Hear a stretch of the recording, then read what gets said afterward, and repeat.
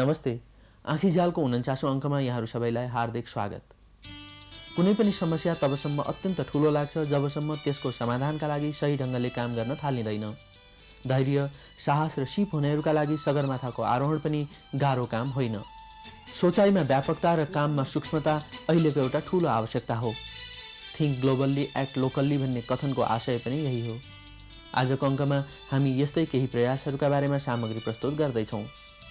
सर्वप्रथम हामी प्रस्तुत गर्दैछौँ काठमाडौँको फोहोर व्यवस्थापन गर्ने निजी क्षेत्रका प्रयासहरूका बारेमा एउटा रिपोर्ट।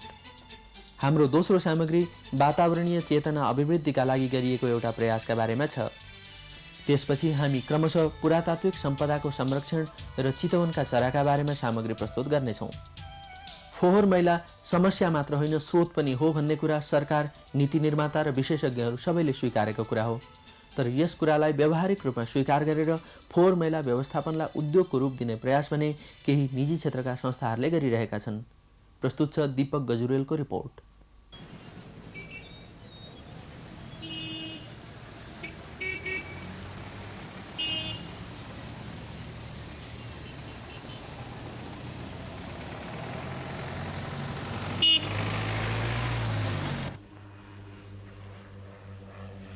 काठमाडौँ कोटेश्वरका जनताले आफ्नो टोल आफै सफा गर्न थालेका छन्। 1.5 वर्ष जति अघि उत्साही युवाहरूको एउटा समूहले थालनी गरेको यो सफाई अभियान अहिले सफल हुँदै गएको छ। हाम्रो सरसफाई अभियान तथा सेवा नामक गैर सरकारी संस्थाले प्रत्येक घरधुरीबाट मासिक 50 रुपियाँ दस्तुर लिएर दिनको 2 पटक घर, गल्ली, चोकबाट सबै प्रकारको फोहोर सङ्कलन गर्ने गरेको छ।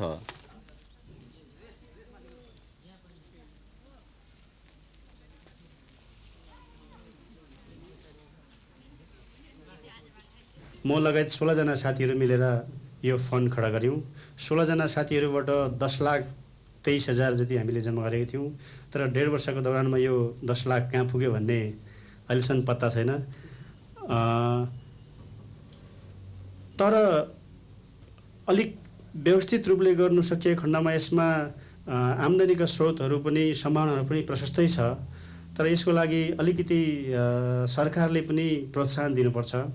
अब यो फोहोर मैला टिपेर यो त्यहाँबाट पुनर्प्रयोग हुने सामानहरू बिक्री हुन्छ। त्यस्तो सामानहरूमा जिल्ला विकास, नगरपालिका र विभिन्न यसरी कर ट्याक्सहरू लगाइने गरिएकोले पनि कतिपय सामानहरू चाहिँ जाँदैन, काठमाडौँ बाहिर जाँदैन।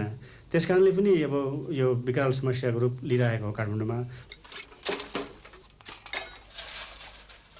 यसरी सङ्कलन गरेको फोहोरमा हुने धातु, प्लास्टिक जस्ता पुनर्प्रयोग गर्न सकिने वस्तुहरू छुट्याएर बिक्री गरिन्छ।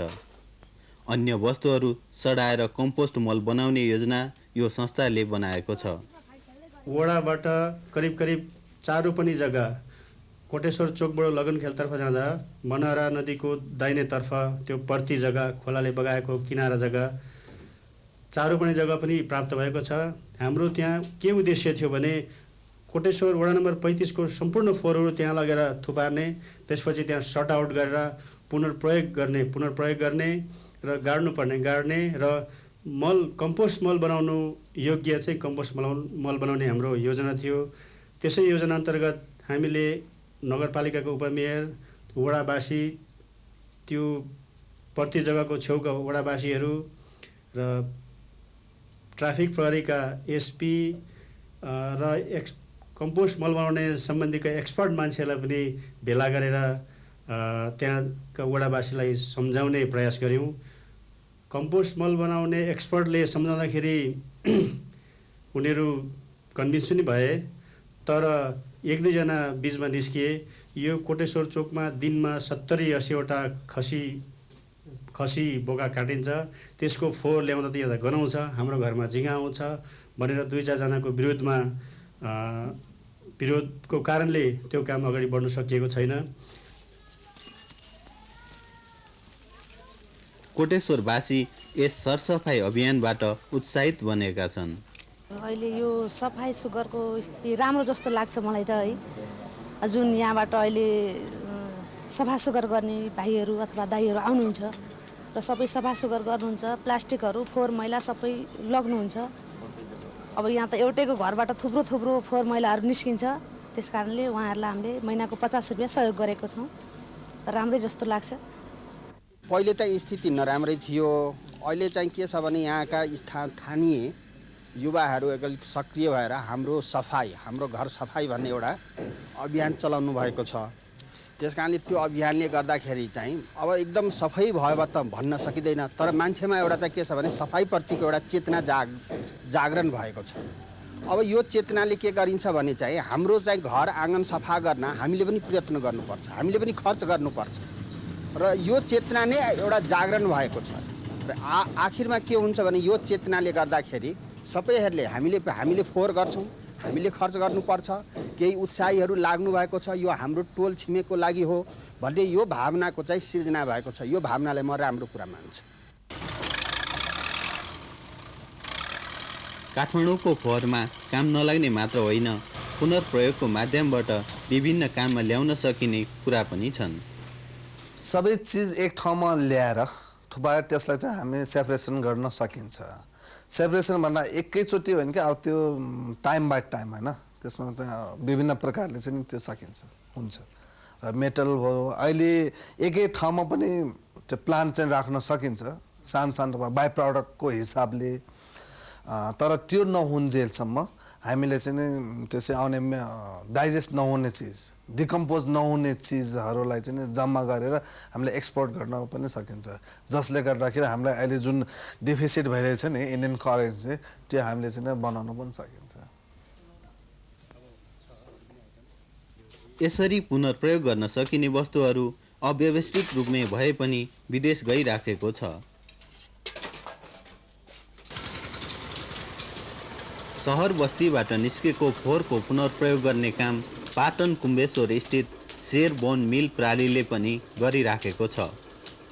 2014 सालमा स्थापित यस कारखानाले काठमाडौँमा काटिने राँगाका हाडखोर र अन्य फोहोरबाट मल तथा कुखुराको दाना बनाउँछ। किसान मल चाहिँ ले त के गर्न सकिन्छ भनेदेखि शहरी क्षेत्रको चाहिँ फोहोर मैलालाई सङ्कलन गरेर त्यसलाई चाहिँ एउटा सेपरेट त्यसलाई चाहिँ स्किन गरेर विभिन्न किसिमको विभिन्न चाहिँ एउटा इन्डस्ट्रीमा चाहिँ काम लाग्ने चिज त्यहाँ इन्डस्ट्री चाहिँ गरेर चाहिँ त्यसलाई चाहिँ मलाई जहाँसम्म लाग्छ 50,000 मेट्रिक टन फर्टिलाइजर यो फोहोर मैलाबाट चाहिँ हामीले चाहिँ यो किसान मल यो गोबरबाट यो सलिड वेस्टेजबाट यो सब चाहिँ हामीले निकालेर चाहिँ बनाउन सकिन्छ।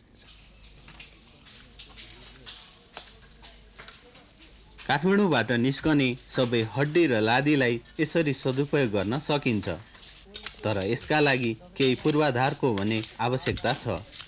धेरै कुराको नि यो रिसाइकल गर्न सकिन्छ, जे कुरा पनि ग्लासदेखि लिएर फला मेटलहरू भयो होइन, काठ जे पनि चाहिँ रिसाइकल गर्न सकिन्छ। त्यसको लागि चाहिँ प्लान चाहिन्छ। त्यसमा नेपाल सरकारबाट चाहिँ अब एकचोटि मौका पनि दिएको थियो। त्यही मौकामा चाहिँ मैले त्यहाँ दिल्लीमा गएर एउटा चाहिँ 1 महिना तालिम पनि लिएको थिएँ।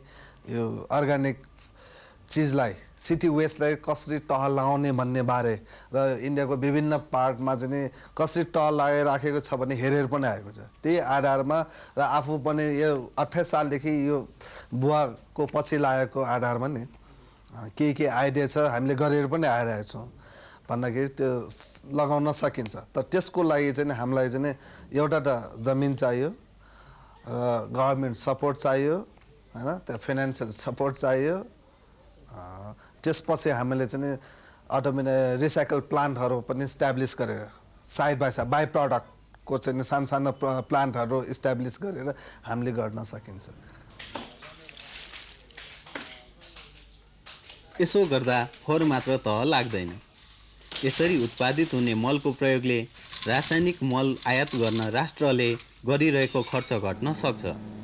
मलको हाहाकार भोग्नु पर्दैन र रासायनिक मलको प्रयोगबाट हुने बेफाइदा पनि हुँदैन। विदेशी रासायनिक मल जसले चाहिँ माटोलाई खराब गर्छ होइन, हामी डलर तिरेर किन्नुपर्छ, त्यस्तोलाई वर्षको 65 करोड चाहिँ सब्सिडी दिने। स्वदेशमा उत्पादन हुने फोहोर मैलालाई तह लगाउने उद्योगलाई नि सब्सिडी पनि छैन, केही पनि छैन। यदि श्री 5 को सरकारले जति पनि फार्महरू छ त्यसमा चाहिँ किसान मल बेसिल डोज बोन मिल किसान मल बेसल डोजेट टप जैसे युरिया दिएको खण्डमा हाम्रो इम्पोर्ट गर्ने क्वान्टिटी पनि बिस्तारै घट्दै जान्छ, जमिन पनि राम्रो हुन्छ, उर्वरा शक्ति बढ्छ र पहिला जस्तै मेरो विचार यो 5-10 वर्षपछि हामी फेरि हाम्रो खाद्यान्न चाहिँ एक्सपोर्ट गर्न सक्ने तिर चाहिँ आउँछ। फोहोर मैलाको समस्या जसरी विकराल रूपमा देखिएको छ त्यो त्यति विकराल छैन भन्ने मानिसहरूको पनि कमी छैन। काठमाडौँमा जुन रूपमा अहिले फोहोरको समस्या भनेर हो हल्ला यतै भइरहेछ नि, त्यसमा चाहिँ विभिन्न अब होटलका ठुल्ठुलो मान्छेहरू इन्डस्ट्रियलिस्टहरू पनि मिलेर ल इन्डस्ट्री खोल्ने भन्यो हैन, त्यो लाग्नु भएको पनि छ। त्यो उहाँहरूले कतिसम्म सफल बन्नु कहाँ पुग्नु भयो त्यो त कुरा त मलाई थाहा छैन, तर हामीलाई जहाँसम्म लाग्छ त्यति ठुलो समस्या यो होइन। काठमाडौँमा अब भनौँ न अब धुलो भयो, इँटाहरू भयो, रोडको भयो, त्यो चाहिँ नि तपाईँ डम्प त गर्नुपर्छ हैन। त अरू ठोक चाहिँ जस्तै घर मैला घरको चाहिँ फोहोरहरू भयो, धुलोहरू भयो, यो बाटो गल्लीको चाहिँ धुलोहरू भयो, यो सबै रिसाइकल हुन्छ, त्यो सबै राम्रै हुन्छ, फर्टिलाइजरको रूपमा निकाल्न सकिन्छ हैन भन्ने। अब त्यो मैले अघि भने त्यसको लागि हामीले चाहिँ नेपाल सरकारले चाहिँ गरेको खण्डमा नि हामी 5 वर्षभित्र हामी ग्यारेन्टी दिन्छौँ, कारण नेपालमा चाहिँ फोहोर मैला भनेको चाहिँ एक ठोपा पनि कहीँ पनि राख्न दिन्न। त्यहाँ त्यो बालकुमारीको चाहिँ त्यो सिवर प्लान्ट चाहिँ छ नि, सिवर प्लान्ट त्यो जमिन हामीलाई दियो, इकोनोमिक हामीले सर्ट एकदम कम ब्याजमा, किन त्यस्तो काममा त धेरै ब्याज तिरेर त पैसा चाहिँ त हामीले उ गर्न सक्दैन। गभर्मेन्टले चाहिँ हामीले हाम्रो प्रडक्ट चाहिँ गभर्मेन्टले चाहिँ खरिद गर्नु त्यहाँ दियो, हामी चाहिँ 3-5 वर्षभित्रमा हामी चाहिँ त्यो होल समस्या हामी चाहिँ सल्भ गरिदिन्छौँ र हामी चाहिँ 1-2 वर्षभित्रमै चाहिँ हामी फ्याक्ट्री इस्टाब्लिस गर्छौँ 2 वर्षभित्रमा। अनि त्यसको चाहिँ फुल स्विमिङमा जानलाई त अब म्यान पावर चाहियो, अनेक साधन चाहियो, त्यो जुटाउनको निम्ति 5 वर्षभित्र हामी चाहिँ फुल चाहिँ त्यो सलिड वेस्टेज प्रब्लम चाहिँ हामीले चाहिँ खतम पार्न सक्छौँ भनेर हामी ग्यारेन्टी गर्छौँ। 38 वर्षदेखि फोहोर मैलाको पुनर्प्रयोग गर्दै आएका यस्ता व्यक्तिको यो दाबीलाई सजिलै नकार्न सकिन्न।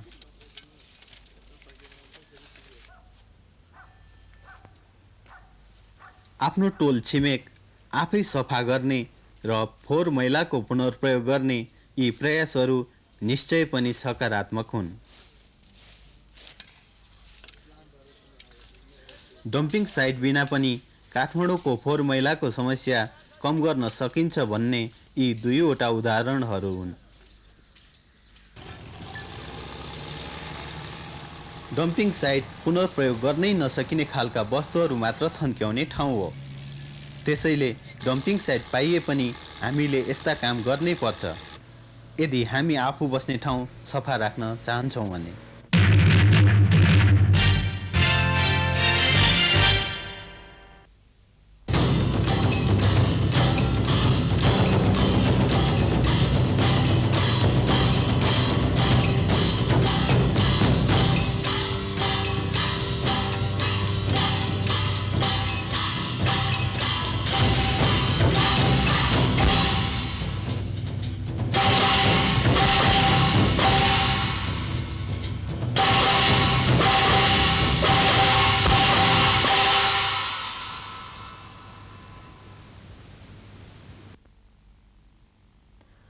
वातावरण सम्बन्धी चेतना अभिवृद्धि आँखीझालको प्रमुख उद्देश्य हो।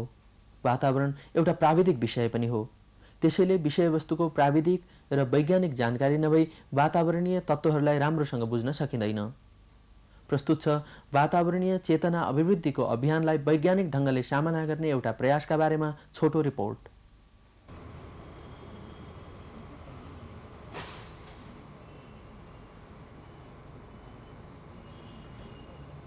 यो 64 पृष्ठको किताब पृथ्वीको सन्देश 12 भागमा पूरा हुने चित्रकथा श्रृङ्खलाको पहिलो भाग हो। पृथ्वीको उत्पत्ति र जीवहरूको विकासको प्रक्रियालाई नेपाली भाषामा चित्रमय रूपमा प्रस्तुत गरिएको यो पहिलो पुस्तक हो। माध्यमिक विद्यालयका विद्यार्थीहरूका लागि उपयुक्त प्रस्तुतिकरण भएको यस चित्रकथाको प्रकाशनबाट नेपाली बालबालिकाका लागि नेपाली भाषामा पाठ्यक्रम बाहिरको एउटा राम्रो पुस्तक पनि थपिएको छ। यस पुस्तकको चित्राङ्कन जापानी कलाकार मिचियो ताकाहाशीले गर्नुभएको हो। नेपाली बालबालिकाका लागि वातावरण सम्बन्धी पुस्तक तयार गर्ने प्रेरणा उहाँले केबाट पाउनुभयो त?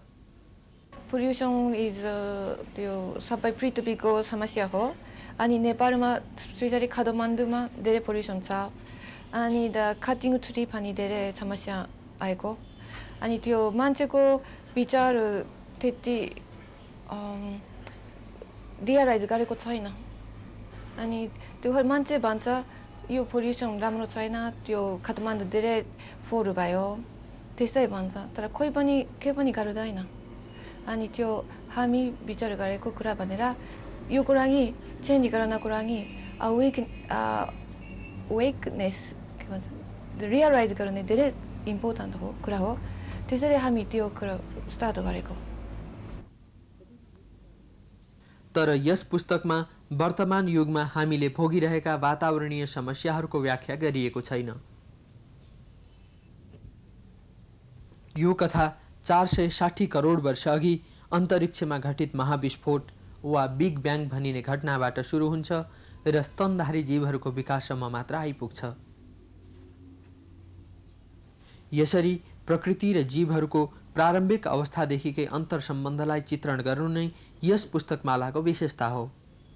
यसबाट विद्यार्थीहरूले विषयवस्तुलाई वैज्ञानिक ढङ्गले बुझ्नेछन्, जसले समस्या समाधानका प्रयासहरूलाई सफल पार्न मद्दत पुर्याउनेछ।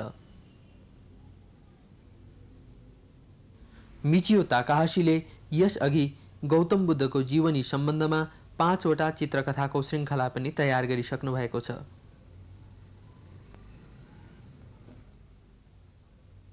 यस पुस्तकको प्रकाशन संस्थाले बालबालिकाका लागि उपयोगी चित्रकथा प्रकाशनको क्रमलाई अघि बढाउने लक्ष्य लिएको छ।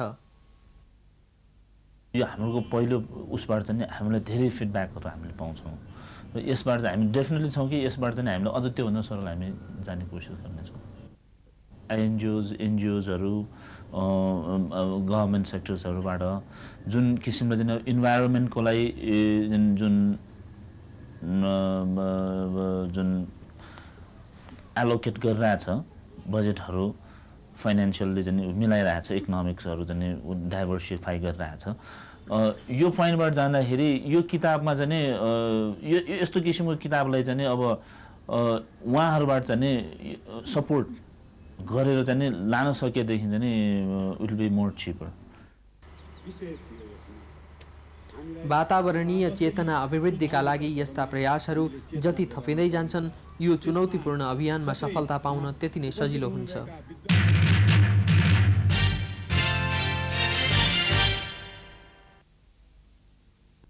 काठमाडौँका पुरातात्विक सम्पदाहरूको विनाश सबैका लागि चिन्ताको विषय हो, तर स्थानीय समुदायको चासो र सक्रियताबाट त्यस्ता सम्पदाहरूको जीर्णोद्धारका लागि सकारात्मक काम हुन सक्छ।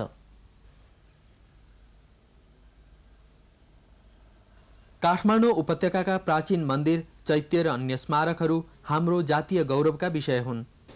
काठमाडौँ उपत्यकाका केही महत्त्वपूर्ण स्थलहरू विश्व सम्पदा सूचीमा पनि समाविष्ट छन्। सम्पदा सूचीमा परेका हुन् वा नहुन्, पुर्खाले ठडाएका स्मारकहरूको विनाश हुनु भनेको राष्ट्रिय सम्पदाको अपूरणीय क्षति हुनु हो।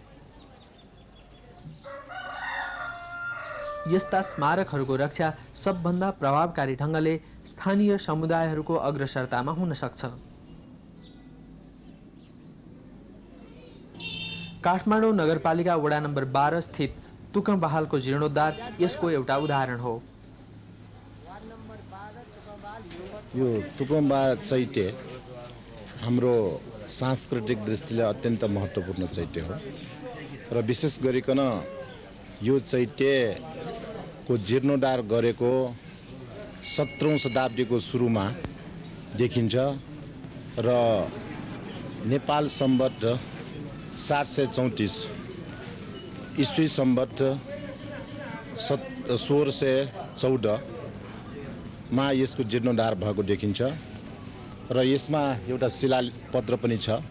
त्यो शिवसिंह मल्लको शिलालेख हो र त्यो शिलालेखमा पहिले यहाँ रुख उम्रेको थियो, त्यो उम्रेको रुखलाई हटाएर यो चैत्यको जीर्णोद्धार गरेको र विशेष गरिकन त्यसबेला पूजाआजा गरिकन शान्ति स्वस्ति गरिकन जीर्णोद्धार गरेको कुरा त्यो चाहिँ शिलालेखमा उल्लेख छ।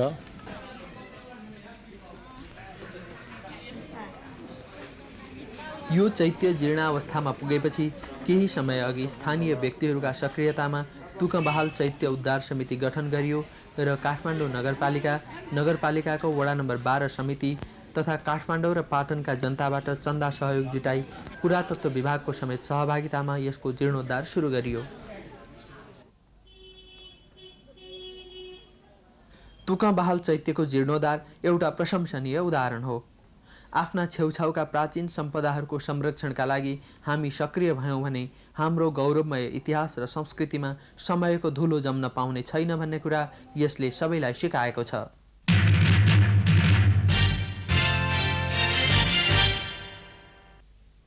अन्त्यमा प्रस्तुत छ तराई क्षेत्रमा पाइने चरो ओपन बिल स्ट्रोक अर्थात् घुँगी फोरका बारेमा एउटा छोटो सामग्री।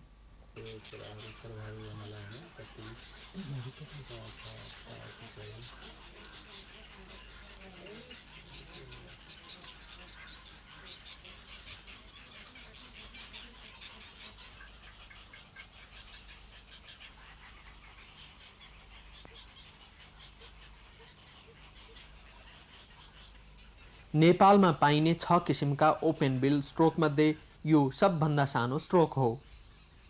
यसलाई कतै घुड्गिला र कतै घुङ्गी फोर पनि भनिन्छ।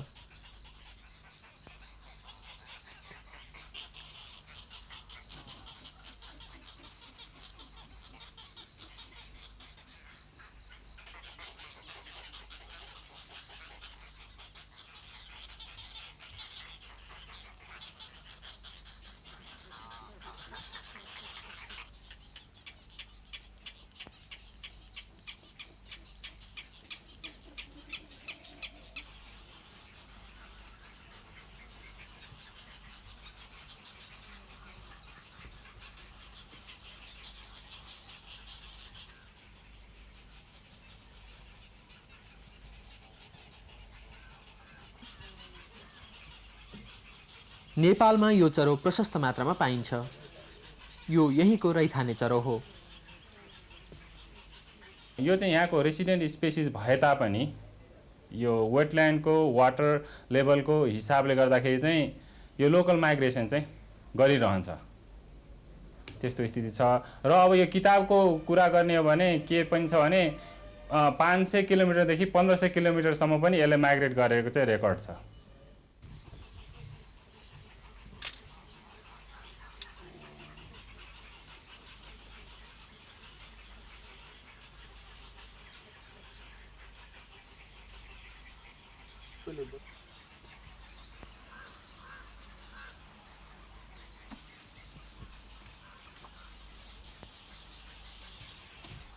यसले बच्चा पार्ने बेलामा मात्र गुण बनाउँछ। यसले प्राय गरी खयर र खयर नभए सिमलका रुखमा गुण बनाउँछ। एउटै रुखका विभिन्न हाँगामा धेरै गुण बनाउनु यस चराको सामूहिक स्वभावको एउटा परिचय हो। यस चराका भालेपोथी दुवै मिलेर गुण बनाउने काम गर्छन्। यो चरो खानेकुराका लागि सिमसारमा भर पर्दछ।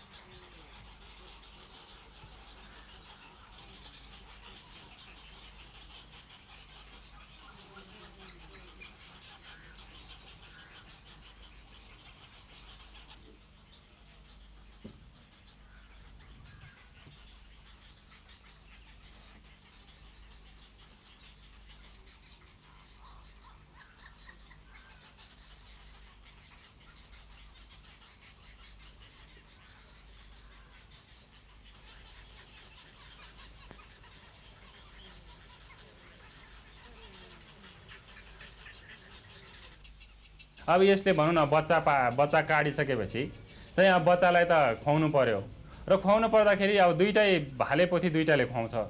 खुवाउँदाखेरि चाहिँ के छ भने नजिकै वेटल्यान्ड नजिकै भयो भने त उनीहरूलाई एकदम फ्रिक्वेन्टली आउनु जाउनु सजिलो पर्यो होइन। त्यसले गर्दाखेरि त्यो आमा बाउ हुने माउहरूको चाहिँ तिनीहरूको एनर्जी चाहिँ अलिकति कम खर्च भयो। त्यसले गर्दाखेरि चाहिँ यिनीहरूले चाहिँ सकेसम्म चाहिँ वेटल्यान्ड नजिकै र अब चितवनको केसमा भन्नुहुन्छ भने जस्तो अब यो के अरे गौर मचानतिर पनि देखिन्छ होइन। त्यतातिर अब सिमलको ऊ छ स्पेसिस छ, सिमलको जङ्गल भएको हुनाले त्यतातिर पाइन्छ। अब यिनीहरूले चाहिँ के भन्छ भने त्यो वेटल्यान्ड नजिकै छ भने ठिक छ, होइन भने त्यहाँभन्दा नजिकै कुन छ त, नजिकतिर कहाँ कुन ठाउँमा पाइन्छ त्यहाँनिर गएर ऊ गर्छ।